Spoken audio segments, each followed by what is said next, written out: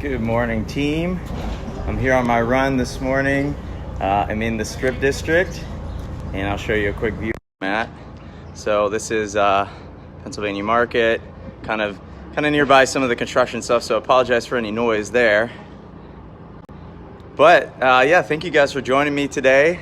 Wanted to talk a little bit about some virtual racing stuff, and then also in honor of National Deep Dish Pizza Day. Yes, that is a thing. It is a real thing. Wanted to do something a little bit fun in a moment, so I'll show you what that is soon. But just thinking about virtual running, Justin made some great points yesterday in his video. If you guys got a chance to check that out, about just kind of thinking about what your goals are, and maybe if you want, this is a good opportunity to kind of like take it easy. You don't necessarily have to push for something that is maybe a bit of a reach for you right now.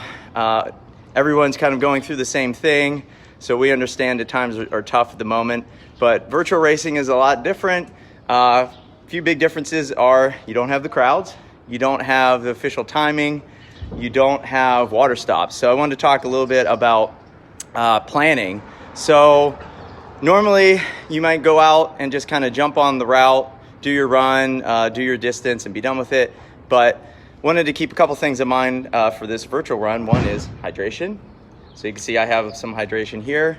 I talked about this in the Coach's Corner of thinking about how to do hydration now that we don't have the benefit of water stops. Sorry about the noise. So I carry this guy. This is about 16 or so ounces of fluid. So think about the distance that you're going to be doing. For those who are doing a longer distance, this is not going to be enough for the whole thing. So when planning your route, you want to try to have the availability of either refilling or having access to additional fluids. Now, this is not necessarily the only way that you can carry fluid around. There's also belts. There's Camelbacks, which will hold a lot more. So maybe one Camelback will be enough for your whole workout. But if you have something smaller like this, you are going to probably want to refill. On average, you're probably going to go through around 14 ounces of fluid per hour. So just keep that in mind when you're thinking about hydration. The route itself, if you take a look at the marathon website, they do have some pre-made routes. These, however, they're in different parts of the city. I do encourage you to check them out if you're looking for a little bit of assistance in creating a route. However, again, keep in mind, bathrooms are a thing right now. So availability to getting to a restroom might be a little bit more difficult than usual. So keep that in mind when you're creating your route. I would even recommend just checking the route out, even if you drive it ahead of time. Look for availability of restrooms because not everything is open at the moment. Now, not to say that you couldn't pause and use a restroom that may be slightly out of the way. That's fine too, but just wanted you guys to keep that in mind. So switching gears a little bit and thinking about National Deep Dish Pizza Day, which it is today, I am here in the Strip District at Ironborn Pizza, if you can see that. And we're gonna take like a quick little tour in Ironborn and see what they're up to. So I'm gonna go ahead over here.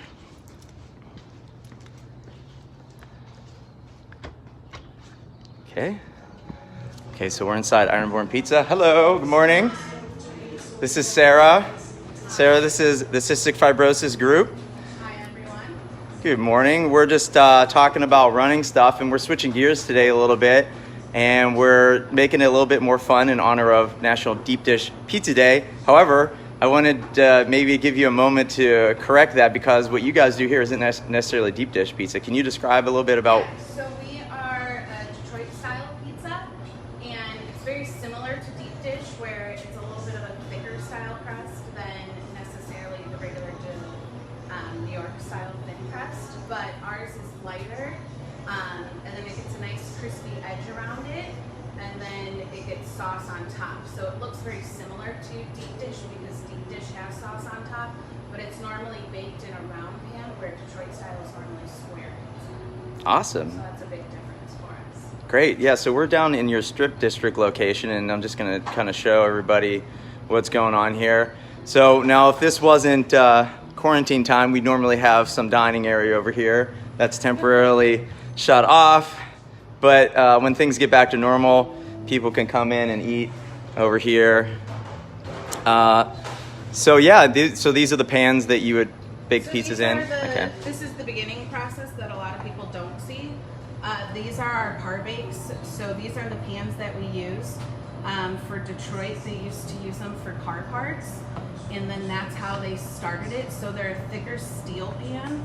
So Okay. you need a really good oven to like heat them up because you're heating up the pan, and then that's actually what makes it really crispy on the bottom and the edge. And then we put a cheddar cheese crust around it when it comes out.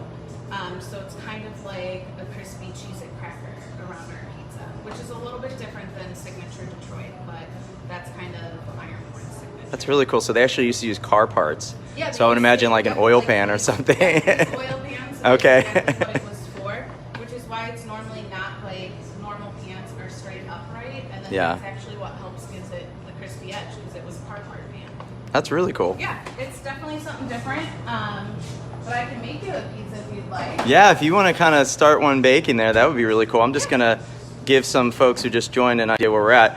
So for those who just jumped on, we are at Ironborn Pizza in the Strip District. And I talked a little bit about running before this, but we kind of switched gears, make it a little bit more fun today.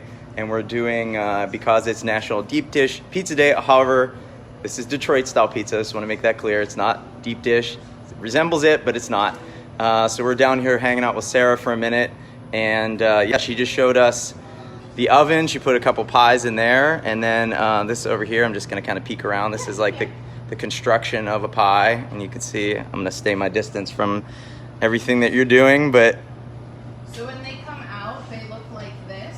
okay. So it's baked, and we par bake ours because it is a thicker style crust. If we didn't, it would take a lot longer and they wouldn't rise as much. So Okay. our dough sits for 2 full days. It sits 48 hours before we touch it. So that's kind of what gives it its light, crispy texture as well. Some other places, they don't let it rise all the way, or they don't let it sit, and then theirs is a little bit denser and it takes a little bit longer to cook. So it's just a little bit different. This is our red top pie.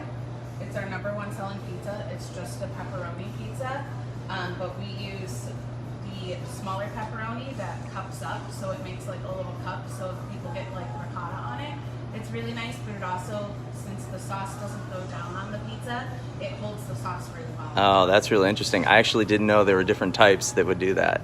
Yeah, there's another one that's called cup and char. Okay. And it gets really dark around the edges of it. It's a little too dark for our oven, but that's like more of like a buffalo signature, is like a cup and char pepperoni on the pizza. Okay, that's really cool. So thinking about Detroit style pizza for a minute, whose idea was it to do that? Was there a reason for going with that style? The owner, actually, he was on a trip out in Colorado. Okay. And Telluride has Blue Pan Pizza, and they have a really nice style of Detroit pizza. He never had it before, and he had it there, and he was like, "This is crazy how this is like not more well known around like Pittsburgh area." Pittsburgh is like one of like the top 5 cities for pizza consumption. Didn't know if you knew that. No, I didn't. I think everyone's learning a little bit on this. But he had it there, and then he went back here and like learned a little bit about dough, and then it took him a year to perfect the dough recipe. Wow. So he worked on it for a whole year, and then Smallman Galley, which is just on Mhm. the strip, that's where we started. It's like a little startup incubator for restaurants.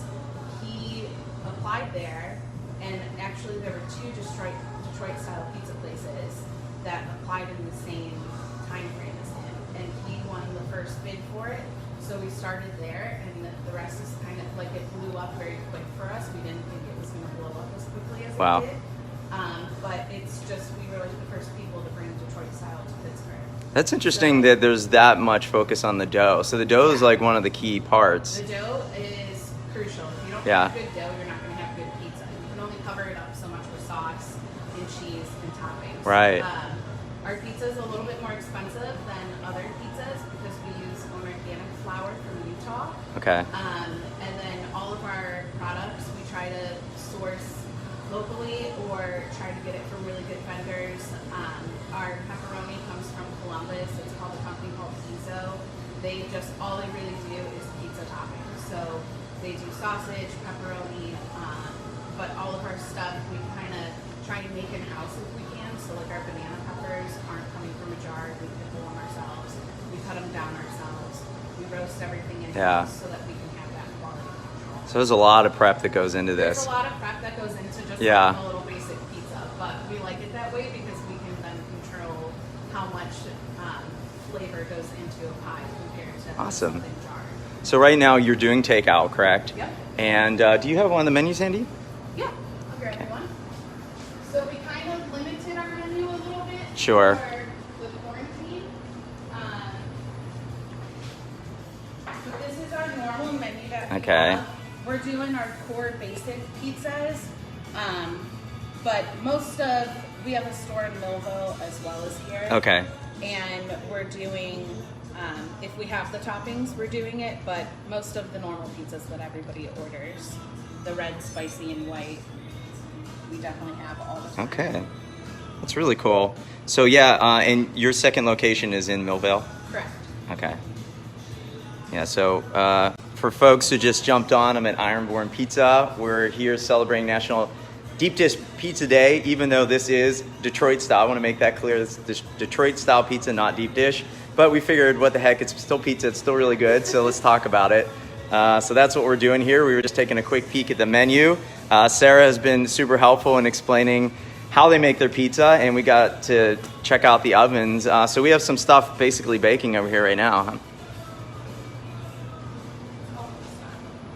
Oh, cool. So that top rack is some dough that we put in earlier, and Sarah was telling us that they actually, in Detroit, used to make those pans out of car parts, which anyone who's worked on a car kind of resembles maybe an old oil pan, perhaps. So that's what's in that one, and then we have, there was a pepperoni pizza, I think, in the middle there. Yep. So those are all baking. But this is the kitchen. A little peek back there. We showed this. This is where the pizzas are put together, toppings. This typically dining area. Hopefully this will come back to normal soon and there'll be some smiling faces in here, hanging out, eating some pizza. But yeah, if anyone's interested in ordering, you guys are ordering online through the website primarily? Yep, we order online at Ironborn Pizza, and you can pick either Millville or the Smallman location. We also do Uber Eats here. Okay. And then our Millville location does Uber Eats and Grubhub. So if you're within like the limit of like, I think it's a 5-mile radius limit for that store. Okay. You can do it for either one. Really cool. And it's really nice they're getting rid of all the delivery fees for any local business. So it's not just for Ironborn, it's any local small business. They're canceling all the delivery fees for the quarantine time. So it's really helpful for small businesses. Wow, that's great. And I heard, I don't know how true this is, but like parking meters, those are basically not Parking enforced meters right are all now? done as well. Okay. So it's really nice because then it's actually accessible parking down here in the strip for once compared Right. to what it normally is. But yeah, they do a really nice job to try and help promote us on Uber Eats and Grubhub and like highlight the local companies. So, That's good. Yeah, anything to help small business. yeah. Okay, so this one's just about ready to come out. Yep. So you'll see like the pepperoni I talked about earlier, how it cups up. Oh yeah. So it cups up a little bit and then it like holds the grease from the pepperoni. I know we're making everyone on here like super hungry. It's only 10 in the morning, but I think everyone wants to order pizza now. And then